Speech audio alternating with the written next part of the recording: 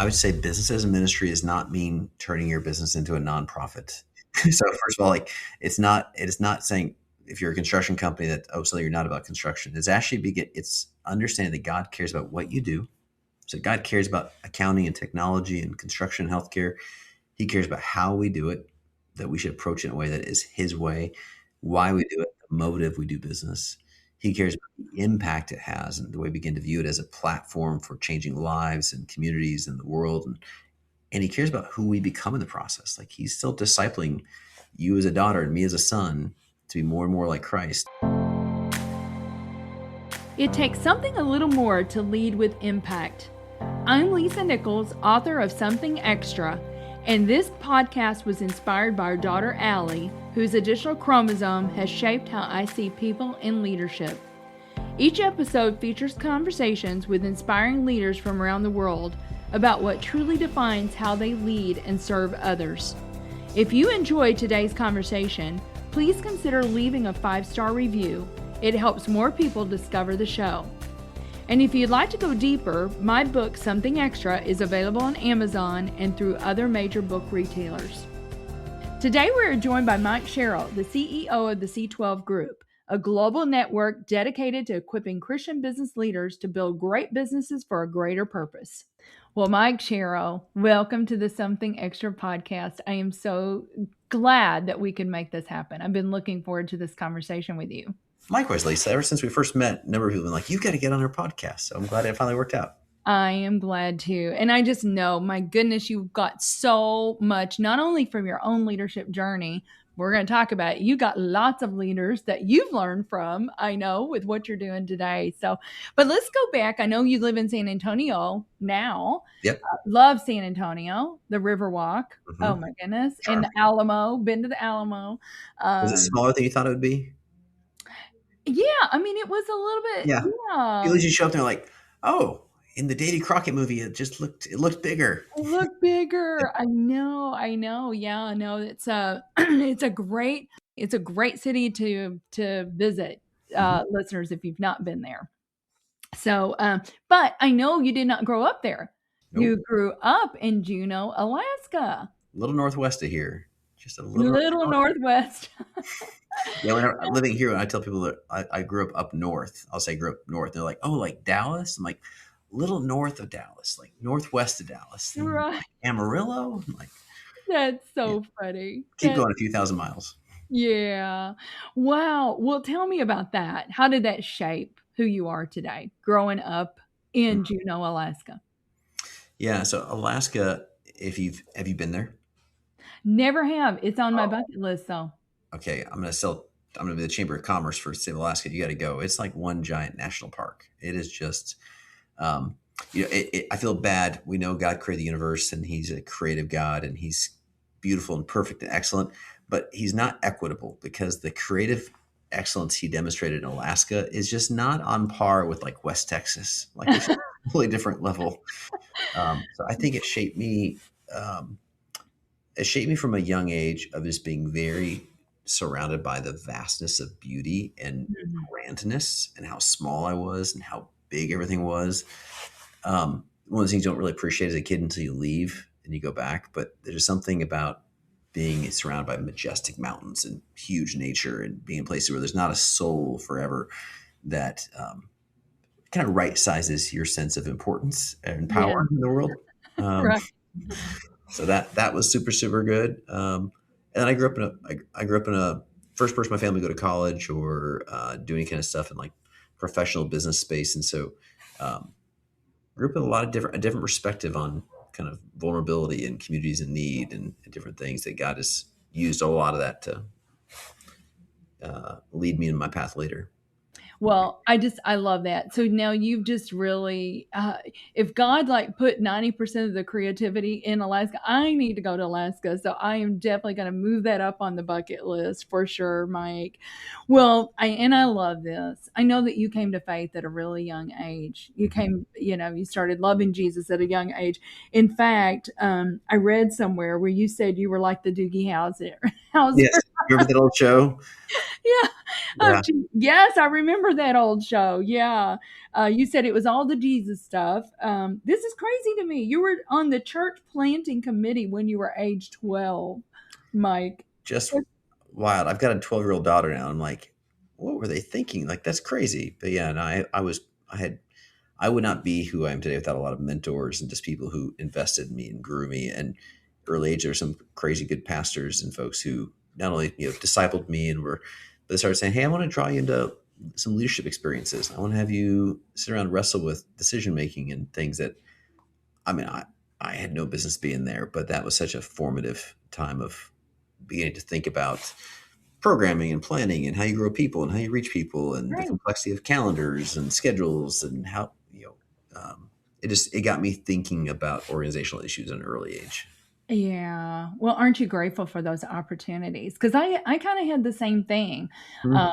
I remember, and I was just a young gal. I mean, probably 14 years old, and some of my older ladies in our church had me teaching. Mhm. And, to this day, I mean, I love teaching from the Word of God, especially. I like teaching anything, but especially from God's Word. And same thing. It's like, what did I know? I was was just a kid, but somebody, I guess, Mike, somebody saw something in you.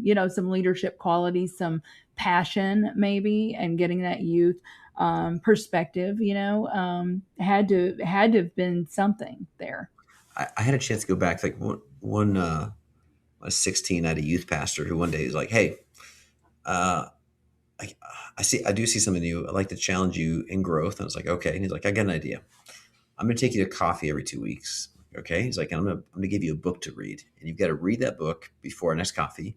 And then we're going to find somebody to go apply it. So he started pumping like John Maxwell books. I didn't know who John Maxwell was, and just some of these like classic Oswald Chambers and just different books. And then I'd read a book and he'd be like, okay, I'm going to have you go do that. And he'd make me go teach a class or go practice something or go present something. And I look back and that was such great equipping about, gosh, 2009, my favorite trip I did. My wife and I went back to Alaska, and I looked up so many of those mentors, Sunday school teachers, small Oh, group leaders, neighbors, and just told them, hey, here's what you did for me. And here's what God did with that. And I would say, like, yes. today as an adult, I'm still looking back at that lesson. And half of them were like, aw, shucks, I didn't know what I was doing. I didn't have a playbook. I hope I didn't mess you up too bad. Like, it was not like they were these mastermind, brilliant mentors. Mhm. Yes, they Yeah. leaned in, invested, and God did great things with this. So Yeah. I love getting to go honor those That folks who just took a risk. that's a great word right there, Mike. To do that for people that have invested in you, go back and say thank you, even if it's a letter to them Yes. or something, right? So important. But then also, I just think it's a great word for us Mhm. as we are mentoring the next generation. Yeah. And when you see something in somebody, invest in them. And you just never know. I mean, I was talking to somebody last week and they said, talking about just kind of being led by the Spirit, and said that they had said something to somebody and they didn't even know what they had said.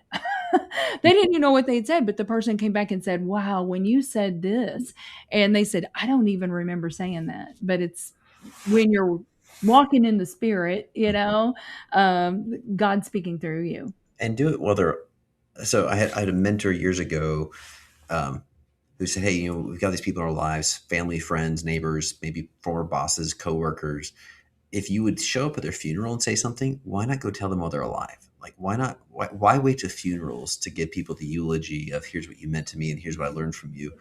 And he said, even I don't even argue, miss the funeral, go do it now. Like, so much more to go tell them today. And so I took that to heart. And even just this last Friday, you and I've talked a lot about your passion for people in your business and Yes. organizational development. So we had an employee reach his 5-year anniversary, and so we do this um, 2-hour lunch, get teams all together, give them some awards and gifts, all that kind of stuff. But the real powerful part is we spend a meaningful bit of time going around saying, hey, here's what we see in you, here's what you've done in this place, here's what we appreciate about you, here's how you've impacted us individually or collectively. And there's just this moment, it's like a living funeral, and inevitably that person's crying. receiving things that they didn't even realize they'd done. Right. Such a Right. spiritual gift to speak value and worth to someone to their face while they're still here and go, hey, 4 years ago when I was a new employee and you said this to me, you helped me be successful. I think we don't do enough of that. I agree, Mike. I could not agree more. I call it words of life. Yes. And you just never know. I mean, not only I've seen it not only change a day, it can change the trajectory of someone's life and what they believe about themselves. So I love that. We could spend a whole podcast just talking about that. But I told you I've got 4 pages of questions. Sorry, I'm hijacking. No, it's all good. It's all good. Well, yeah, so then you got licensed as a Southern Baptist pastor at the age of 17. But you did go on to college and you went to Chicago, and I'm so glad you did because you met your lovely wife Jackie there at That's Trinity. yep. Best thing about going to Trinity, right?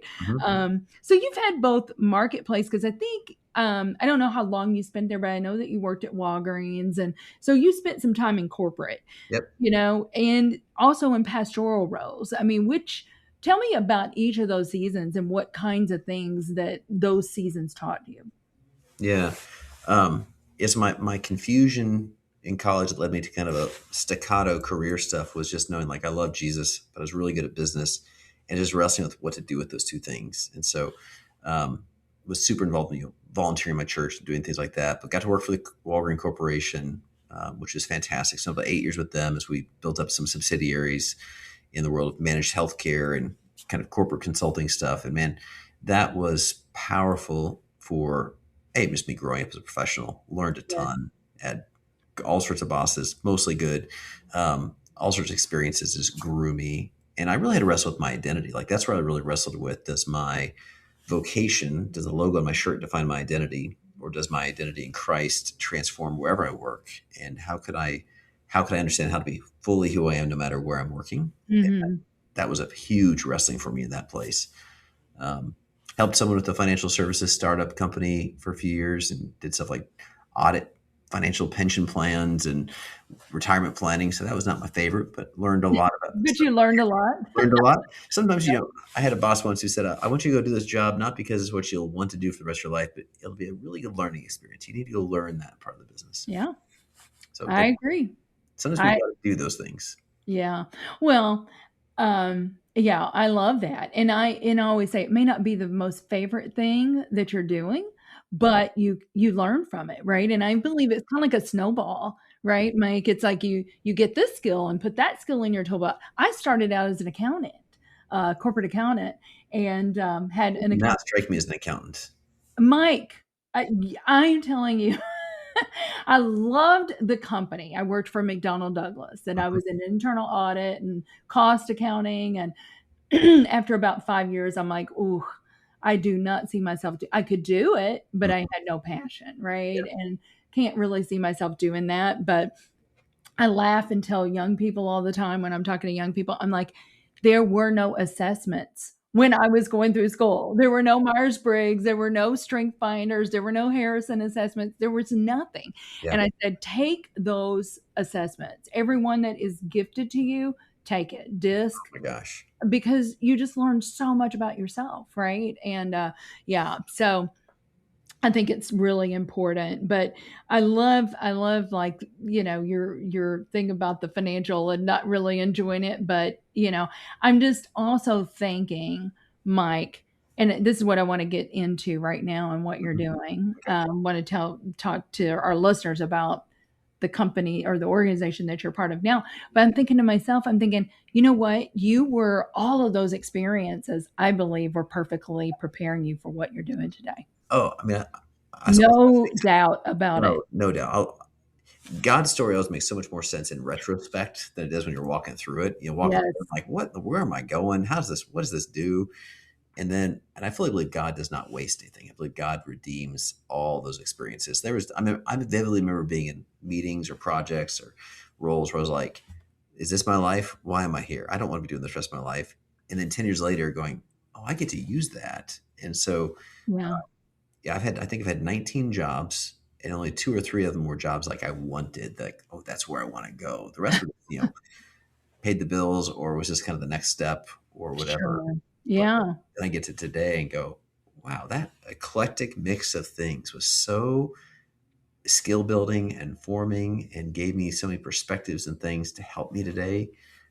God really knows what he's doing. He does. He does. He has a plan. He has a plan. We just got to trust the plan more. But you were actually a member of this organization Yep. because you were in the corporate world and Yep. you were a member. And the organization I'm referring to is C12. And for our listeners that are not familiar with C12, you can maybe tell just a little bit of the history with Buck. Sure. You guys have been around, what did you say, 33 years? Yeah. I started in 1992. 1992. And I think, gosh, I could be wrong on this, but I think you're in 175 metros now, at least 35 states, 3 continents, 7 countries. 5 continents, 9 countries, but who's counting? 9 countries. Okay. And then I don't know, maybe 5,000 members, something like that. Just about. Which represent, blows my mind, 1 million employees, a million plus employees, which is just crazy. But tell us a little bit more about C12. And I always liken it. I always say it's like the faith version of like a Vistage, Yep. or a young presence organization. But tell us more about it. How did it start? Tell us just a little bit about Buck, because I've never met Buck, but I have read some things and he seems like quite the character. He's amazing. Yeah. So Buck Jacobs founded it in 1992. It was an experimental thing called the Christian 12 Group. That's where the brand came from. And essentially, he had built chemical businesses, done a bunch of different things, and done some nonprofit work. And some friends of his in Florida were going, man, at some point you and I were talking before, Lisa, you can only be part of so many things, right? Yes. And so a couple were like, man, okay, I'm in my industry group for my technical space. If you're a home builder groups, you're in technology, there's tech groups, auto dealerships, and then a number of them were in Vistage or YPO or these professional CEO masterminds, which are fantastic for best practices and learning how to scale your business and dealing with isolation of being a CEO. But then they're involved in all these ministry projects and mission committees and, how do you reach your city and BSF? And someone's like, man, I wish I could consolidate. What if you had a group that was like Vistage in terms of for qualified CEOs and owners, but had a biblical worldview anchored into it and had an emphasis of doing ministry through our business and held us accountable and pressed into how I'm doing as actually a follower of Christ in the middle of leading business. Could we bake all that together? And they said, Buck, we think you could do it. So he said he would do it, did an experiment and said, let's try it. And at the end, say, does it actually grow people professionally, personally, spiritually, and does it make a difference in the world? Mm-hmm. So he began growing it and leading it. And it was so impactful there in Florida. People started saying, can you replicate that? So then he had to figure out how to scale the business. So it wasn't really, he didn't plan on starting a business in his mid-50s. That's how old he is when he started. Yeah. But he realized God was calling him to. So fast forward 2010, I got invited to a group, as you mentioned, as a member. Yes.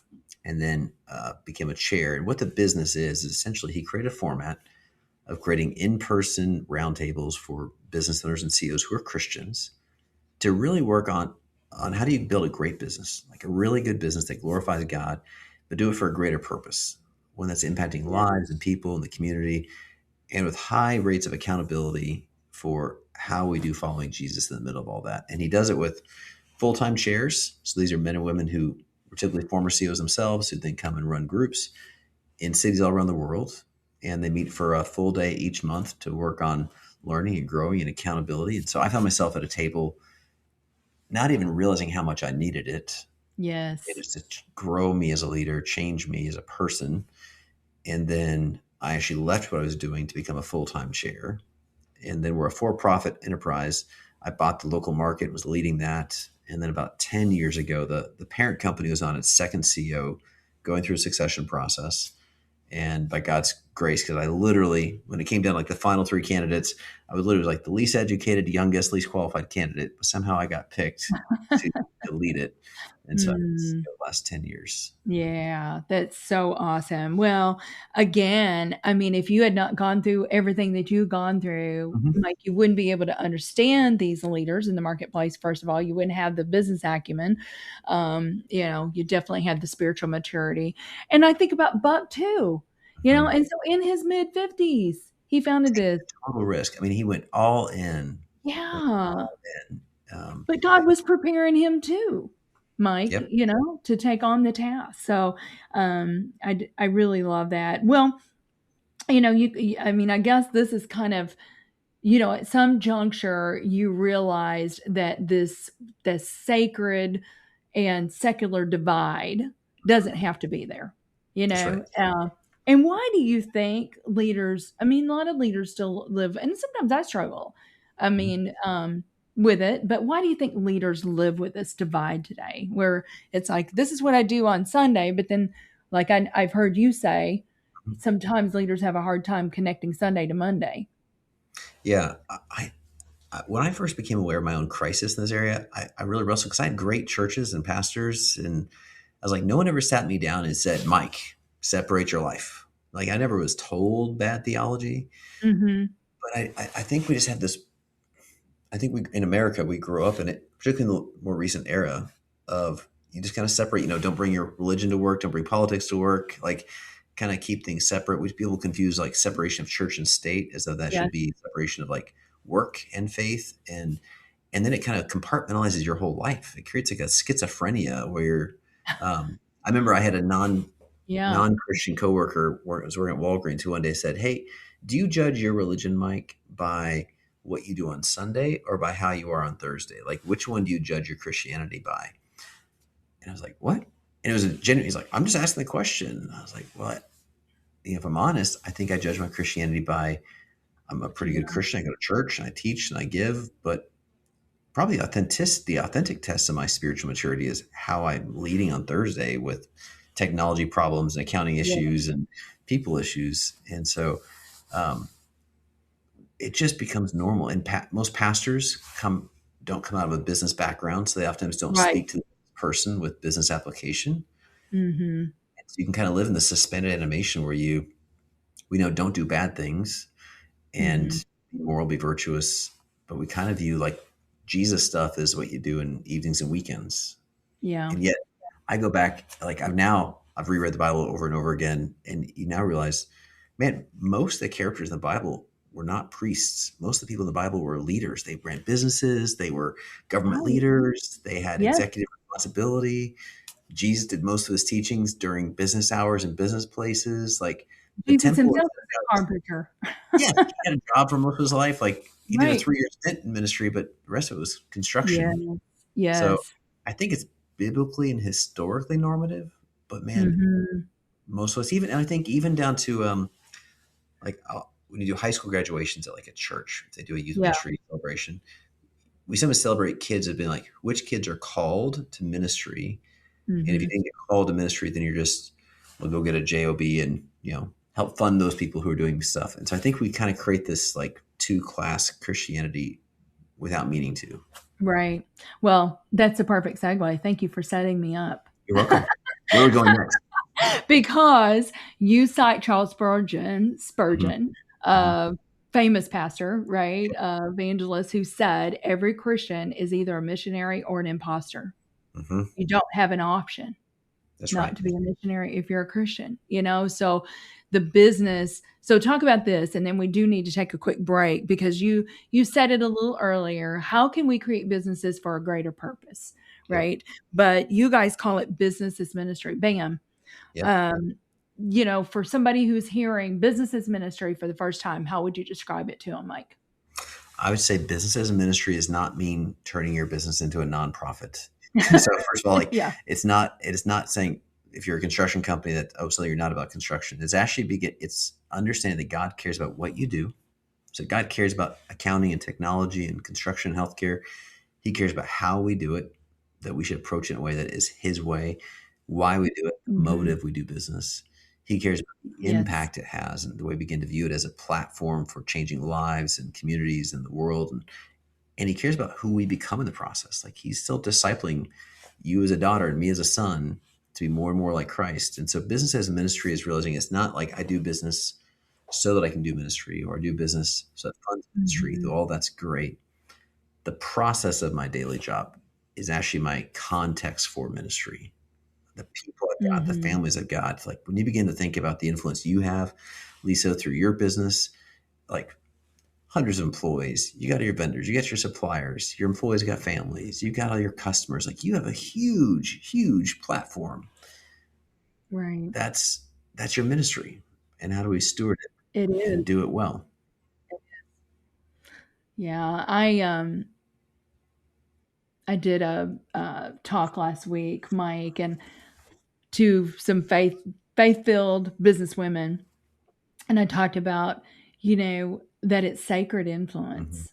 We have sacred when we have Jesus living inside of us and the Holy Spirit living inside of us, it's sacred. So every Zoom room, every board meeting, everything is sacred because the Holy Spirit's there. And it just really, I don't know, when you look at it that way, that it's more than just, like you said, profit. It's more than that. I mean, it's it just changes the way you think about it. And I don't know.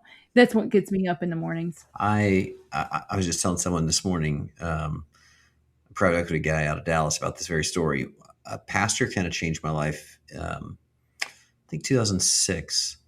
He preached right before Easter on this. It's called the Shema in the New Testament, where Jesus, when he was asked, like, what's the greatest commandment of all the commandments, he said, love the Lord your God with Yeah. all your heart, your soul, your mind, your strength, and love your neighbors yourself. And it's an old Jewish prayer that he would have probably prayed. And his Yeah. challenge to everyone in the church was, hey, what if this week, before every meeting, at the top of every hour, if you just ask yourself, God, I want to love you with my heart, soul, mind, and strength, and love my neighbors myself as I go into this podcast with Lisa. And then afterwards go, God, hey, where did I not love you with my heart, mind, soul, strength? And did I really love my neighbor? Mm-hmm. I wrote on a 3x5 card and I just took the challenge. And man, it was so convicting to go into some meetings going like, how do I love God and love people in this meeting? And sometimes I walk in meetings and be like, that's not my neighbor. I don't really want to love that person. Yeah. And it made my Right. business day job be really like a dojo of my discipleship. Like it was constant working out of my salvation. So I think it's a game changer when you connect those two worlds. It does. It does. Yeah. And I've often said, I love that. I choose a word or a mantra every year. And in 2021, I chose love more, because I said, those are the two greatest commandments. I need to learn to do it better. And, the thing about it is, it's like, it really does make you start to think, okay, how can I show this person love? And also, I mean, Mike, it's like when people think about the scripture, there's like, I don't know, 630 different commandments or something like that in totality between the Old and New Testament. And I'm like, sometimes they can be really overwhelming to people. But if you just do those two things, you're good because those are the two greatest commandments, right? So I love that you brought that up. But we do need to take a quick break. I got a lot more questions for you, Mike. But we'll be back with my friend Mike Sharrow on the Something Extra podcast. Hey there. In a challenging business climate like this, savvy leaders look to technology to find an edge. This can mean the difference between staying ahead of the curve or playing catch-up. It's time to collaborate with the highly skilled experts at Technology Partners. Our team of technologists draws upon decades of experience for your project, with each bringing a passion for solving problems and a track record of success. How can we help you overcome your biggest technology challenges? Visit technologypartners.net to book a free consultation with one of our leaders. Welcome back, everyone, to the Something Extra podcast with Mike Sharrow. We have been having so much fun here. So, Mike, we just talked about this business as a mission. So if every believer is on a mission and you're on a mission at work, what does that really look like on a Tuesday afternoon? Give me a story. I mean, I'm sure the cool thing about you, and I mean, we could probably do a 10-hour podcast on this. You are working with so many leaders, and I know you got stories. I know you got stories, Mike. And so what does that give me, like one story about what that looks like on a Tuesday afternoon? Yeah, I'm going to go back and actually honor, talking at the beginning of the program about mentors and such. I was working in Chicago, and I had a boss who he'd worked at Apple Computers and Xerox, and he had this big tech background. He came to work for our division, and it was really the first time I saw a strong Christian authentically living out their faith at work. And in fact, he one day told me, Mike, you're overcomplicating it. Just focus on like loving Jesus and excellence in your work. Moment by moment, and you're going to watch ministry stuff happen. And I was at a meeting where we were honoring a salesperson who's retiring after like 35 years. and they asked Tony, would he say something? And even something as simple as Tony going like, well, hey, if I'm going to speak words of life about this person, I want an honest person, then I don't want to just give them like what I think, some Tony words. Like I want to speak words that are really life and really truth. And for me, I get those words from the Bible. And so he's like, I'd like to share some things from the book of Proverbs that you embodied, and I'd like to share some verses here. And he literally spoke scripture about this guy in this big corporate room, non-believers, but did it in such a gracious way. He injected truth. And then I watched him go from that into another meeting that I was in where it was a high stakes decision meeting. And he went, hey folks, I don't know where you are all at religiously, spiritually, but the stakes are so high in this meeting.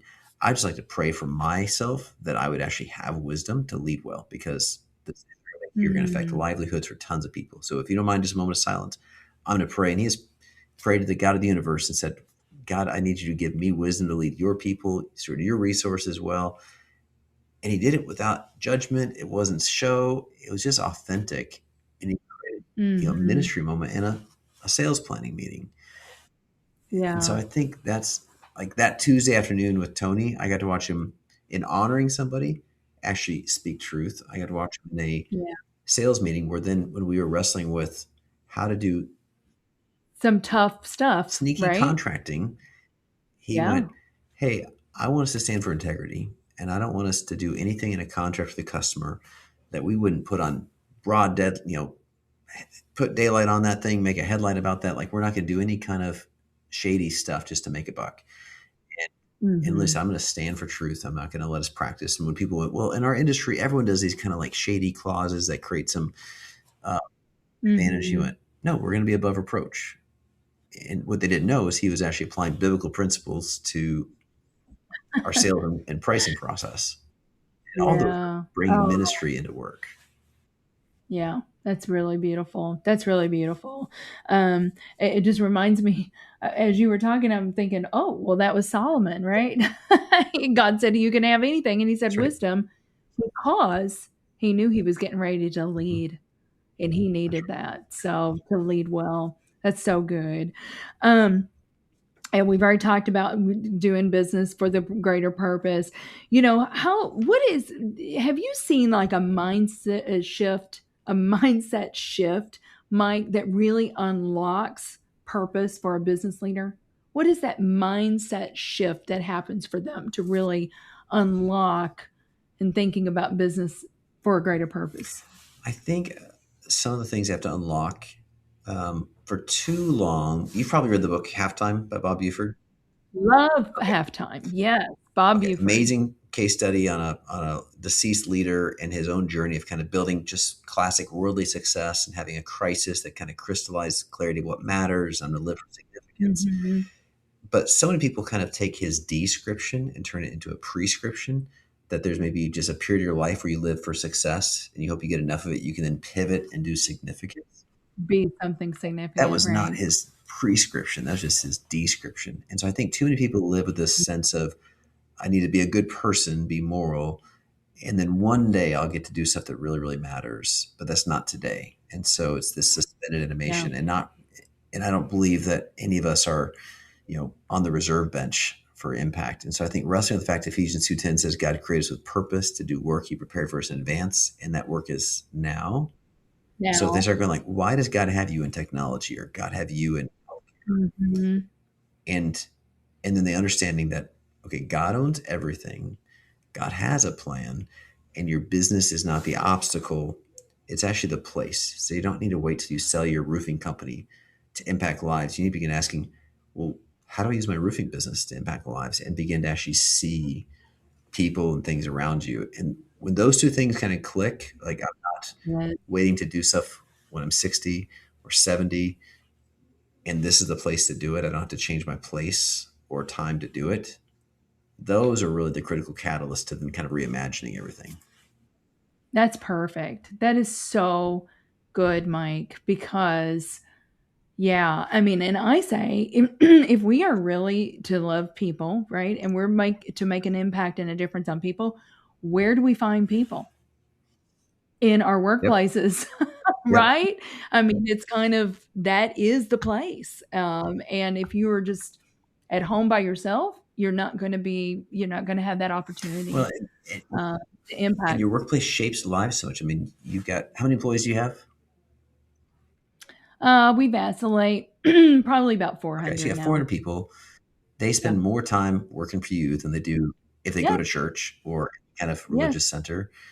And the way your work environment shapes those moms and dads to where they go home to their kids is more formative than pretty much anything else you're going to be part of. It's like they shape homes and families by what you do. For sure. For sure. Yeah, that's good.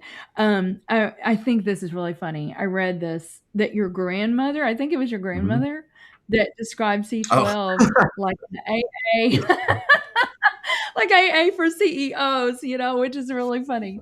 I think that's Yeah, funny. a lot of my family are not necessarily Christian, and when she was like, Yeah. "I'm trying to understand what this thing you got involved in," I went to the website and support. She's like, "It sounds like AA for Christian CEOs." Yeah. I felt that was so funny. But, so much of it is, I mean, you guys have got great programming. I know you've got great content, great material, but so much of it is about community, right? And getting with other like-minded, like you had said it earlier, kind of like um, almost like a mastermind, for CEOs. I mean, golly, Mike, don't you see that sometimes the isolation there's such a danger in that? Don't you Oh yeah, agree? no. Well, and I would say so. Ironically, I didn't have the language for it. My whole career, one of the things that's been kind of a leadership hack for me has been find other people who are wrestling with the same things and learn from them. So whether I was in technology or project management or healthcare, I'd be like, Yes. who else is the leaders in the space? And I'd go meet with them and say, okay, what are you guys doing? How are you thinking about things? So we could be smarter together. Mhm. And Yes. I generally was viewed as more successful than I was because I just was around a lot of smart people and I was learning from them. And that's what made me successful. And then Yeah. as you get higher and higher in leadership, you get ironically more and more isolated where everyone is coming to you. There's fewer and fewer people who you can go like be honest about what you don't know. That you can Yeah. go to. And so Right.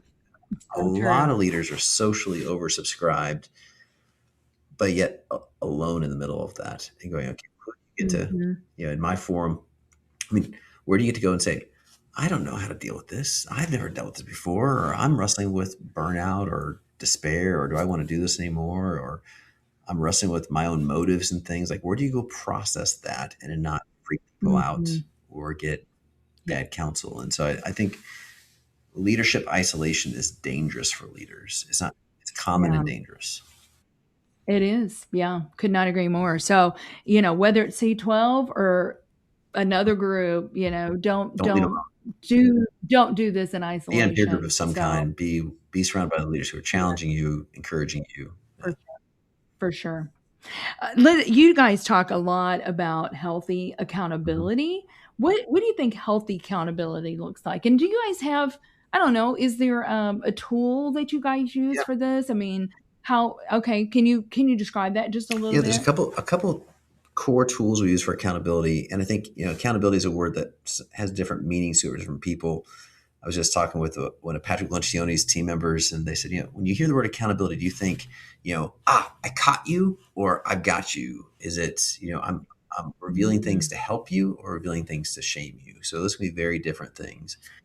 That's but good. If accountability is trying to match up like what you know is true and say you're about versus what you do and trying to always close that gap, we on the personal side, we use a balance wheel. So Zig Ziglar back in the 50s used to say that some people complain about a bumpy road and really it's got a flat wheel or flat tire. And his point being like, we sometimes talk about like the categories of life, like my marriage, my health, my faith, my finances, but those are not swim lanes. Those are all parts of one being. And when any one of those is flat, the whole thing has turbulence. There's It's wobbly. And That's so we right. do a monthly look at, hey, how is your marriage, your parenting, your walk with God, your relationship finances, your rest, your fitness, your nutrition, like all these things of whole life stewardship.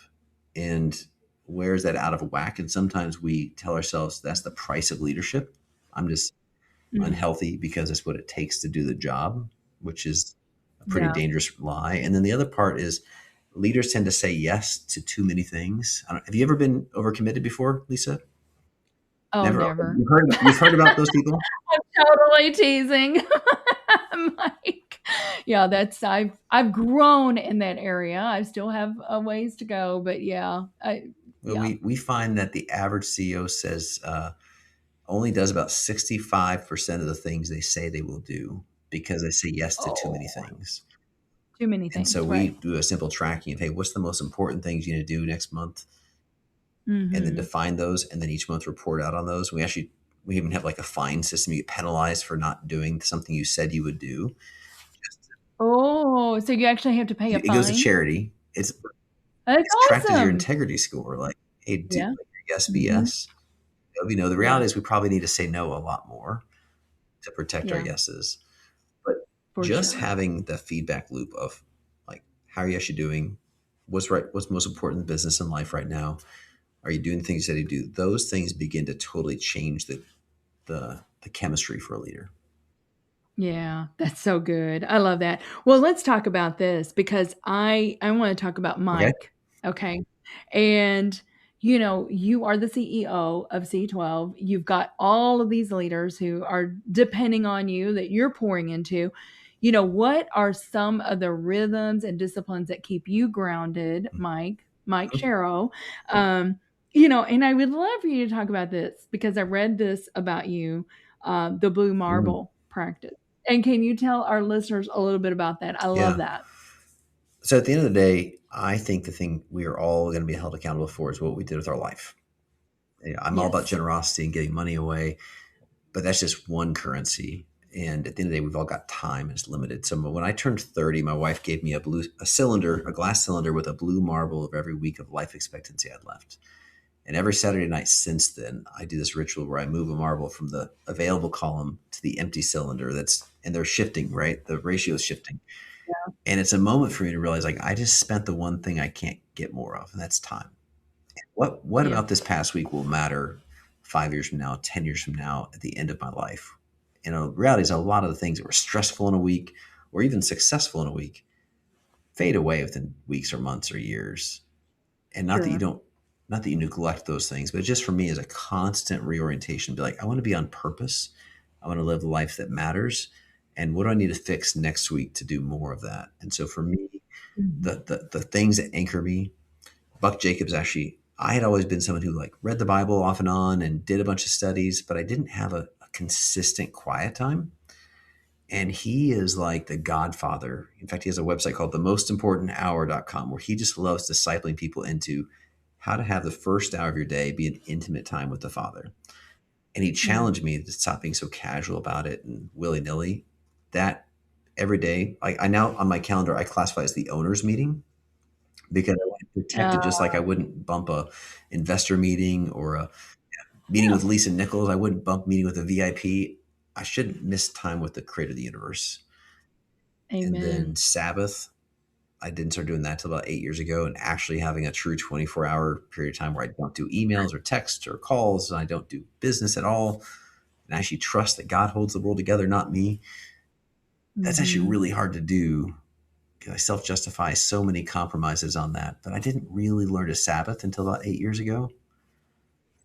So you really do I, Sabbath. I mean, where you turn off the email, you're not working, you're spending time with family, you're resting, going to church, doing whatever it is, but you're not. I just had this conversation yesterday with a friend, and she asked me, she goes, "Are you honoring the Sabbath?" And I said, I worked, I said, I only worked yeah, 1 yeah, yeah, hour yeah, yeah. on this. So I'm getting better, but it's why don't we? It's a commandment. It's a big It's one of the 10 commandments, right? Why don't we one. trust Mhm. that? Well, why don't we trust it? And I love that. Those are great rhythms, and I love the blue marble story because yeah, my friend, Sean Copeland, who I know you Sean might well. know. Yeah. Sean, so good. And he started the 94X, but we have what 168 hours in Mhm. the week, right? That's everybody's given the same, but yeah, I love that you are being intentional with that. And I think sometimes, Mike, and I'm speaking to myself here as well, but we don't take the time to do what you Yeah. do.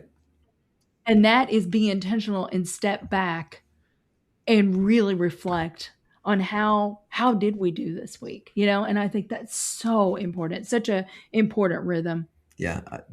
And then I'm in a group myself, and I try to surround myself with accountability. And I think going back to purpose, like I've worked through, like I know why I exist, and I try to constantly go like, okay, how Yeah. do I live who God's made me to be today? Yes. Yeah. So good. All right.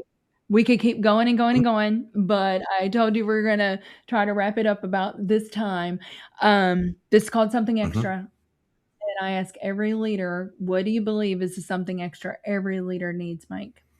I think every leader needs the extra of clarity about who you are uniquely made to be and what may be hijacking that. I've had a number of leaders who help call out where there's dirty fuel or there's shadows or wounds or things that are kind of hijacking and making you pose or try to be kind of contortions of that. But if you can be really clear about, like, hey, this is who God's made me to be, it also makes you more freed up to go, and how do I try to call out who someone else is uniquely made to be and go like, we actually need the diversity of that. But if I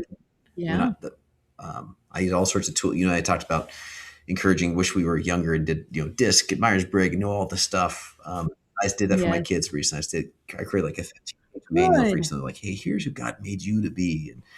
But I think in all that, for all of us as leaders, there's a unique talent God's given us to steward that we have to show up and use it. There's also a tax that other people pay that we're often blind to. That's the wake we lead by our gift set. And there can be a temptation to overindulge. And so I'm constantly trying to refine, like, am I using my gift? Am I minimizing the tax other people pay for it?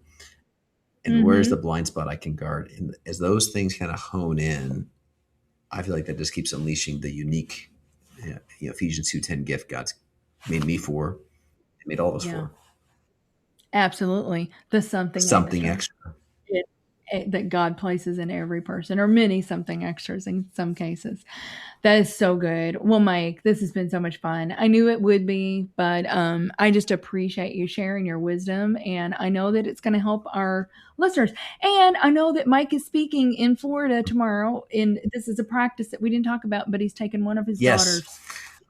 And I think that is a wonderful practice that maybe some of our listeners might bring your kids to business. Start thinking about.